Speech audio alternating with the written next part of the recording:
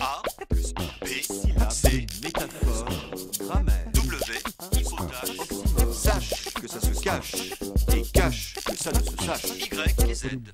Le grand écrivain Michel Butor a décidé de fêter en septembre prochain non pas ses 80 ans, mais ses 80 printemps. Fort bien, une fois de plus, la littérature aide au progrès du français. Curieuse langue, en effet, dont on le dit qu'elle est la plus claire du monde et qui utilise tour à tour la numération décimale par 10, 10, 20, 30, etc.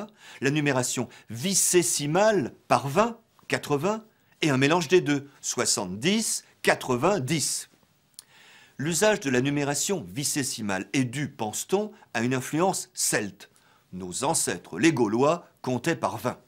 De fait, cet usage est très fréquent en ancien français. 6-20, 7-20, 8-20. En 1260, Saint-Louis fonde un hôpital destiné à 300 chevaliers revenus aveugles de la croisade. C'est l'hôpital parisien des 15-20. Toutefois, le maintien partiel de cet usage médiéval présente un double défaut. Il est tout d'abord lourd et mal commode.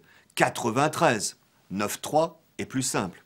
Il est ensuite fort ambigu. Si vous dictez à quelqu'un 75, il commencera par écrire un 6 qu'il devra corriger aussitôt. En Belgique, on dit naturellement 70 et 90. On entend aussi 80. 80 en Suisse. Butor était professeur à Genève. Voilà un emploi naturel et cohérent de la numération décimale. 10, 20, 30, 40, 50, 60, 70, 80, 90, 100. Eh bien, adoptons-le. A plus B, C, métaphore, grammaire, W, hypothèse, oxymore, Y et Z.